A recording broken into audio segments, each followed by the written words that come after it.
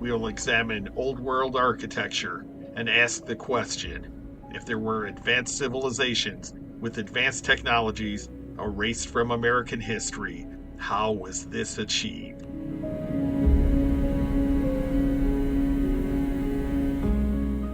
Throughout the 19th century America, from coast to coast, we see out of place Old World architecture in every major city, as well as some of the most remote regions of the country.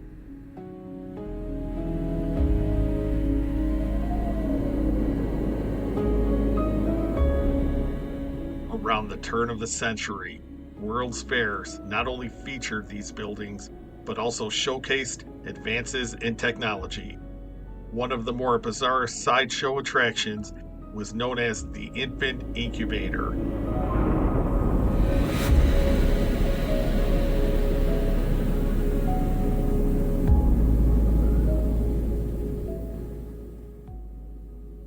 At the same time, we noticed the sudden rise of orphanages and massive insane asylums throughout the country. Is there a correlation, or is this nothing more than a coincidence?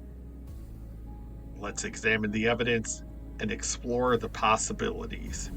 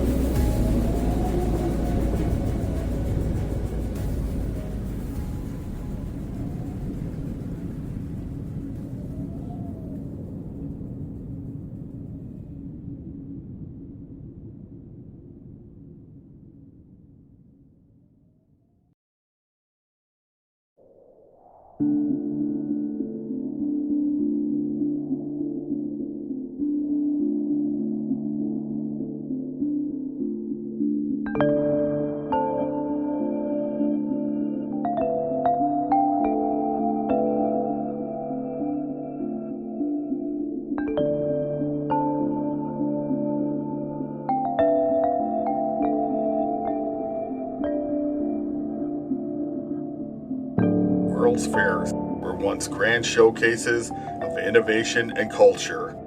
The official narrative tells us these were all temporary cities constructed of cheap materials, simply built to impress the world, only to be thrown into the trash. But if that were so, why are there so many examples of buildings and structures that have stood the test of time and eventually repurposed, lasting into our modern era? These buildings are solid stone, marble, and concrete, retaining the same intricate details and old world craftsmanship as they showcased for the World's Fairs, and most likely long before.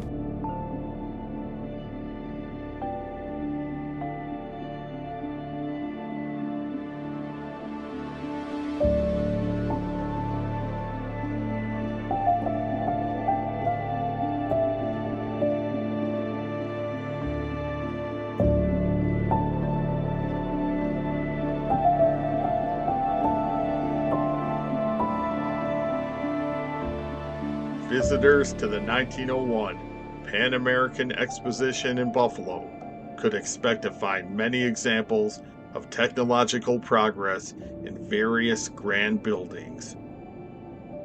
One of these sideshows exemplified the curious mix of education and entertainment, an attraction known as the Infant Incubator. Incubators were first exhibited at the Berlin Industrial Exposition of 1896. The exhibit was literally translated as the Child Hatchery, and incubators themselves were described as artificial foster mothers.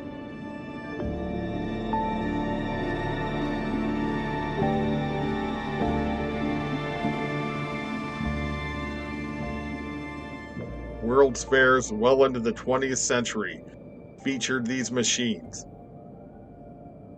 which could explain the ubiquitous presence of orphanages in North America around this time.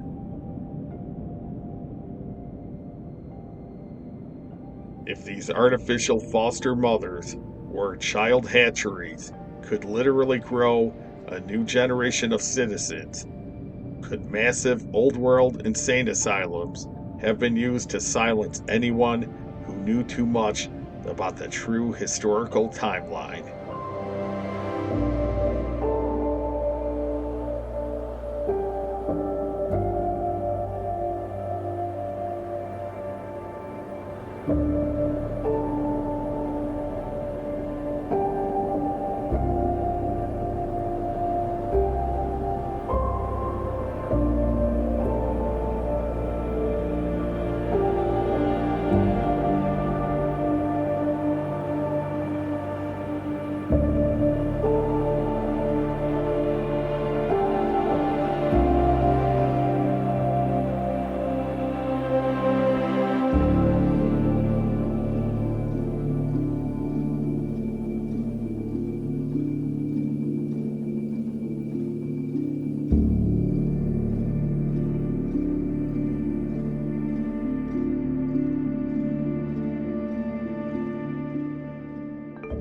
What do you think?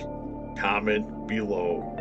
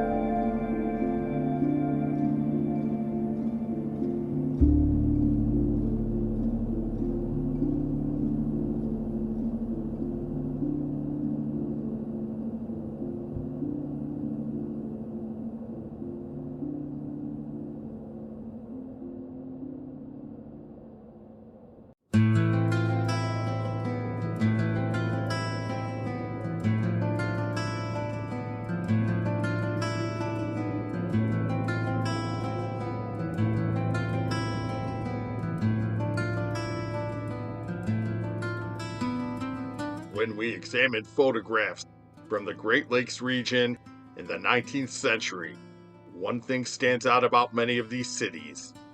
They're not the frontier outposts one would expect.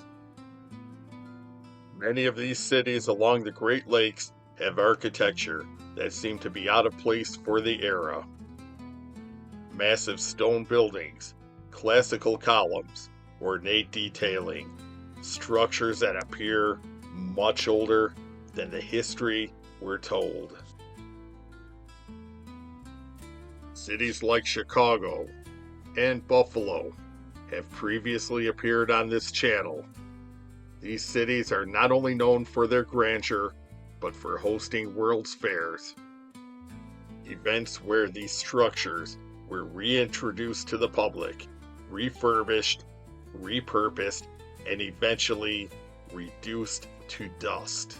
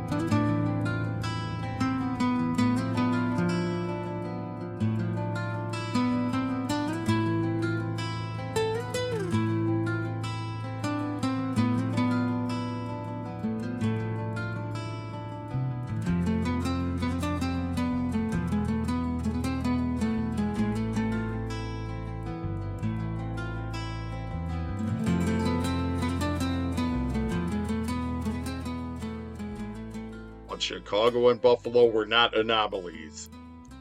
Even smaller cities on the Great Lakes, with impossibly grand architecture, seemed to be the norm. Old world buildings with no clear origins.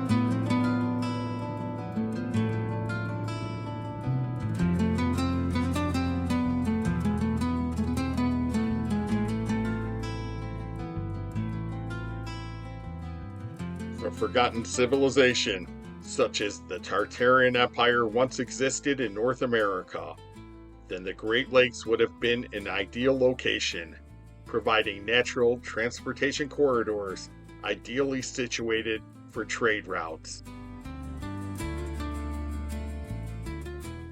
And if that's true, then what lies just beyond them, deep in the American heartland, demands our attention.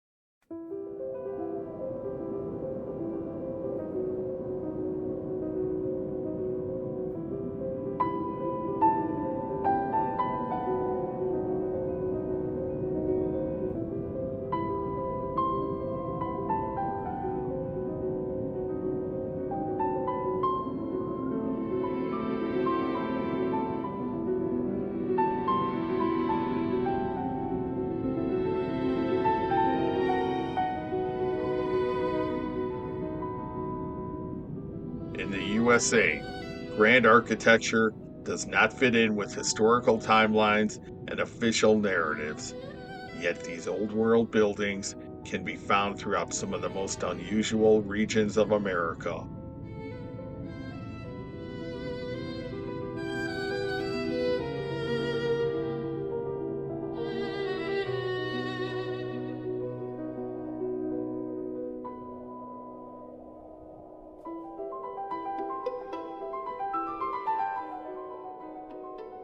With the advent of photography in the 1800s, it would become much harder to deny the evidence.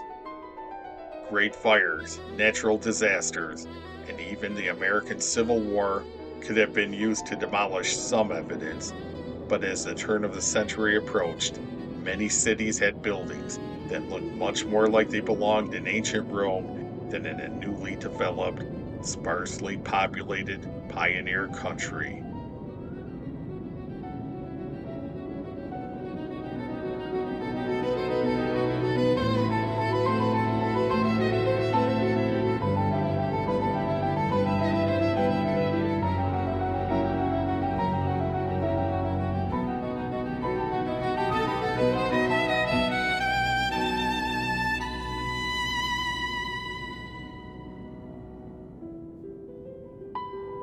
The more we analyze these images, the more perplexing things become. How did these small cities, with limited manpower, limited resources, and 19th century technology, construct buildings with the scale and ornateness of classical architecture more often associated with densely populated European cities than small farm communities.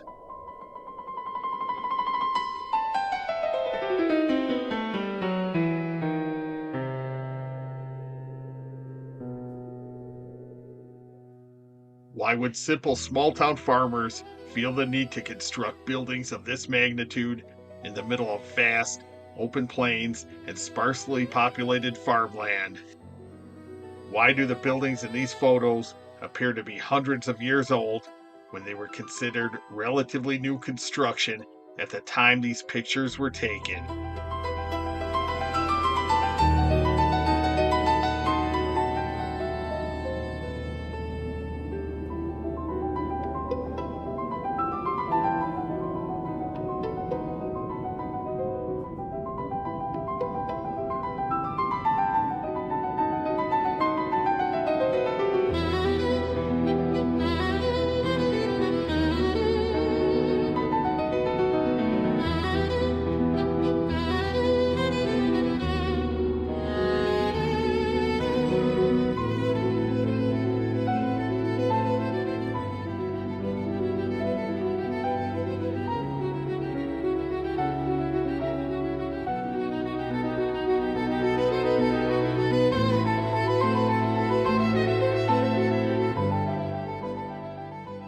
Native Omaha Indian legends speak of a great flood.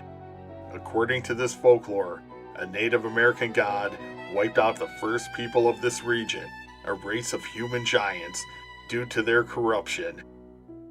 A man and woman were created in their place, which are the ancestors of the present-day Omaha tribe.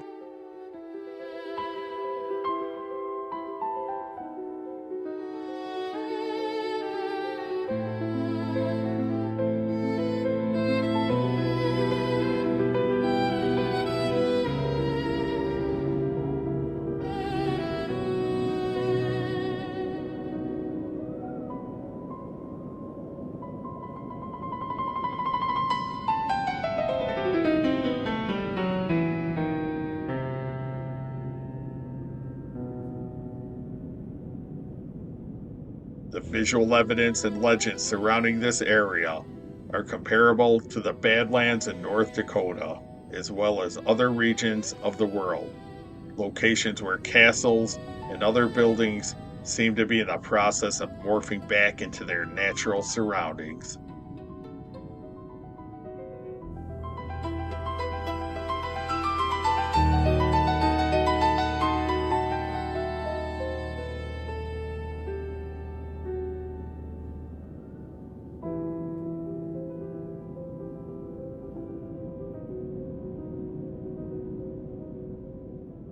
Lakota Indian mythology calls this area of North Dakota Makosika, which literally translates to bad lands. The reason for this name is because they believe this region was cursed.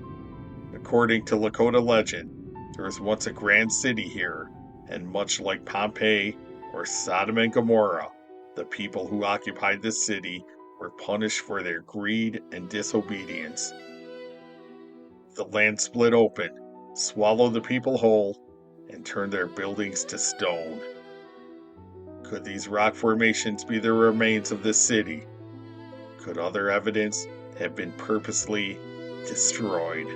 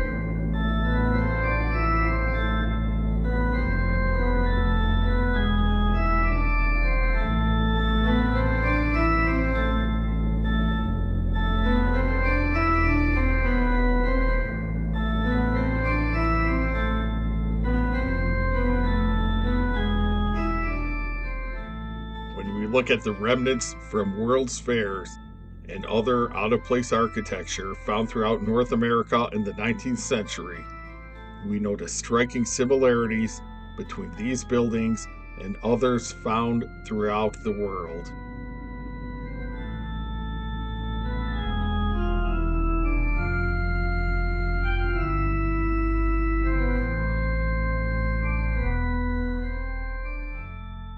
Analyzing these buildings leads to more questions. Has our timeline been manipulated? Have historical resets already happened? And how many civilizations have been erased from history?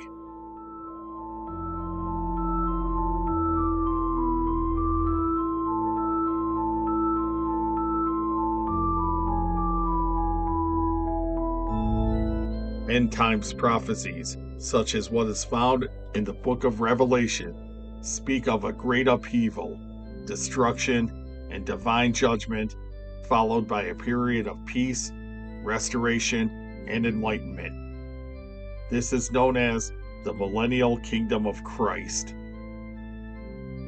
But what if the end times have already happened? Could these magnificent structures be remnants of a kingdom as described in ancient prophecy?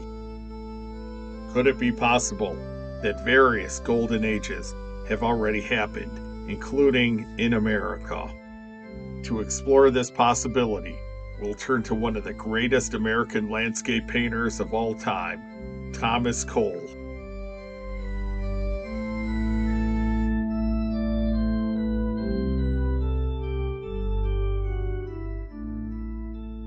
Born in 1801, Thomas Cole was an active painter from 1822 to 1848, a time right before the advent of modern photography.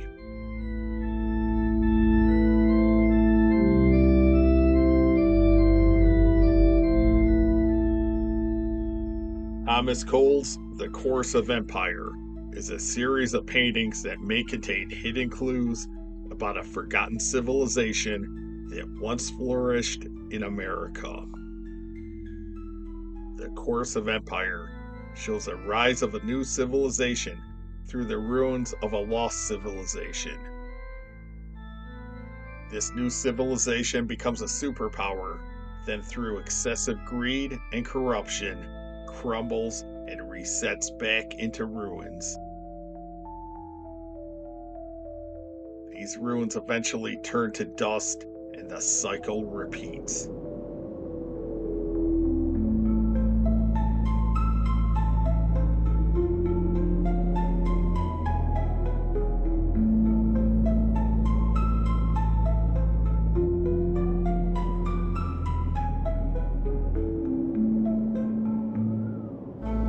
It's worth noting that Thomas Cole painted The Course of Empire decades before the subsequent World's Fairs, but the similarities are uncanny.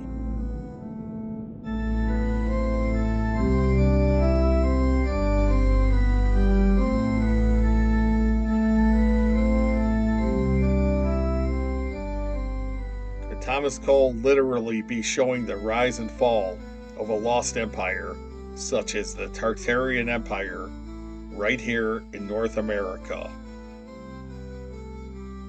Do you believe there was once another civilization in North America, one that has been erased from history?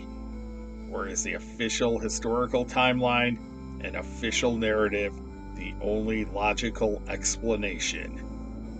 Comment below.